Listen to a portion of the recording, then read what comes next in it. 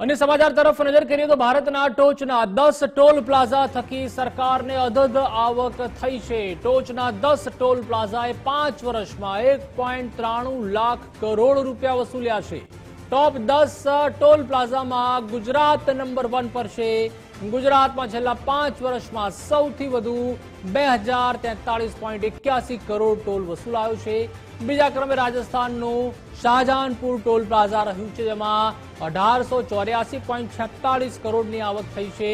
2019 થી 2024ના વર્ષ દરમિયાન ટોલ પ્લાઝાથી કરોડોની આવક થઈ છે। માર્ગ અને વાહન વ્યવહાર મંત્રાલયે આંકડા જાહેર કર્યા છે। ટોપ 10 પ્લાઝા ટોલ પ્લાઝામાં ગુજરાતના 2 નેશનલ ટોલ પ્લાઝાનો સમાવેશ થાય છે।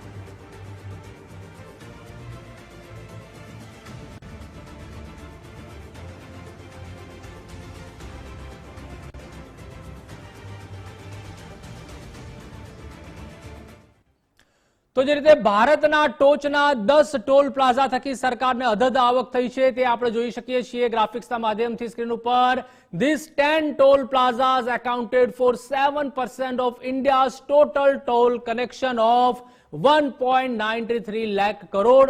તેમાં સૌ પ્રથમ જો વાત કરવામાં આવે તો ગુજરાતના 2 ટોલ પ્લાઝા છે, ત્યારબાદ રાજસ્થાનના પણ 2 ટોલ છે, ઉત્તર પ્રદેશના પણ 2 ટોલ છે, ત્યારબાદ હરિયાણા, બિહાર તેમજ તમિલનાડુ અને વેસ્ટ બેંગાલનો પણ એક ટોલ છે। જેમાં અત્યારે ખાસ વાત કરવામાં આવે તો સૌ પ્રથમ વાત કરીએ ગુજરાતની, તો ગુજરાતમાં જે નેશનલ હાઈવે નંબર 48 છે ભરથાણાનો, તેમાં પ્રથમ નંબર આવ્યો છે। એમાં 2043.81 કરોડ તે પ્રથમ નંબરે આવે છે। ત્યારબાદ બીજા નંબરે છે આપણું પાડોશી રાજ્ય રાજસ્થાન, જેમાં નેશનલ હાઈવે નંબર 48 શાહજહાંપુર જેનું જે કલેક્શન છે ટોલનું તે આપણે જોઈએ તો 1884.46 કરોડનું તેનું કલેક્શન છે।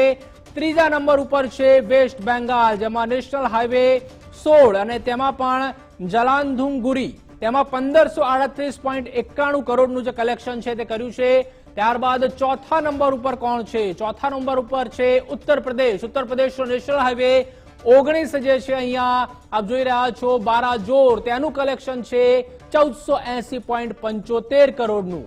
તો ઉત્તર પ્રદેશ આ ચોથા નંબર ઉપર છે।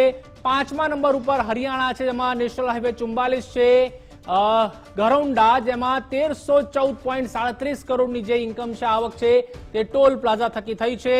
છઠ્ઠા નંબર ઉપર આવે છે ફરી આપણું ગુજરાત, જેમાં નેશનલ હાઈવે નંબર 48 અહીંયા આપ જોઈ રહ્યા છો 84, તેનું 1272.57 કરોડની આવક તેણે કરી છે।